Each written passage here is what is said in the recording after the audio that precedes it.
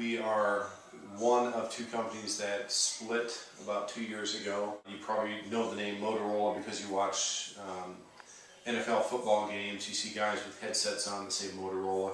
That's actually now two companies. First one that split off, for example, that's all consumer grade stuff. Cell phones, the cable box that you watch television with today, for example, that's all a Motorola mobility product. I'm with a company called Motorola Solutions. So, for example, when you go online and purchase the latest book from Amazon.com, for example, what happens when you place that order online, it's transmitted into a warehouse at Amazon.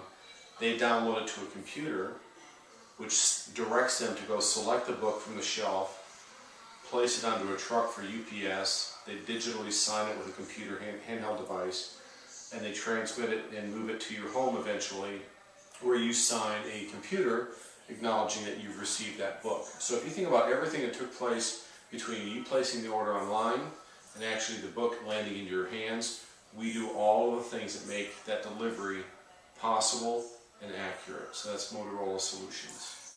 How many hours do you work per week? It depends if I'm traveling, I guess.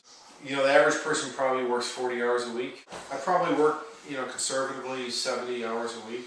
The funny part is when you work at home in your home office, I probably end up working 10-hour days, and you probably work longer because you're in your home office. From a travel standpoint, out of the 50 states, I've traveled to all states with the exception of North and South Dakota, probably Wyoming, Alaska. That we're making a sales call today on Whataburger. What are you going to do?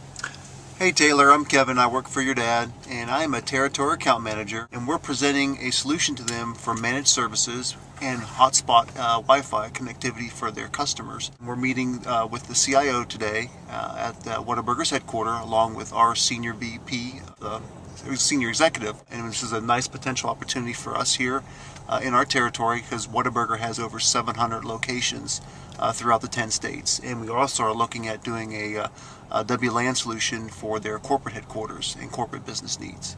It's a big opportunity for Motorola. We'll deploy into all of their stores, and then potentially at some point in time they'll also have a mobile computer where they'll walk up to your table, take your order at the table side so you're not waiting in a line, and make it a much better experience at Whataburger. So we'll take it to Whataburger, and potentially we'll look at other companies like Subway, for example, or Quiznos, or anyone else along those lines. So, all right, take care.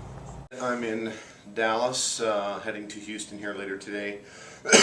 One of the things you asked me to talk about was a balance of life and a balance of work. The economy right now is pretty low, so entry-level jobs may not be what they were 5 years ago. I say those things not to scare anybody, but I think it's important that if you want to look at balance of life and quality of work and what those two mean together, you need to look at things around that as well. So if you want to have a lifestyle that's as good or better than your parents, you have to take those things into account. So debt management is extremely important when you enter school. So as you enter into the professional world, you now have a home life, you're married, you have kids potentially, or maybe you don't.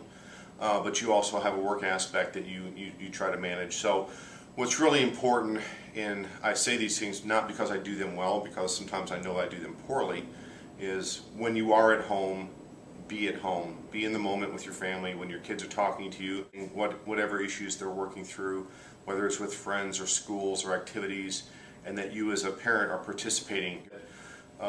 You're balancing the work aspect, you're managing your finances, and then you're managing your home life. I think those are three very important things. I know it's a lot of information. I know it's maybe a little gloom and doom, if you will, but if you don't go into it with eyes wide open and think about where do you want to be when you're 25, 35, and so forth, you get there by accident.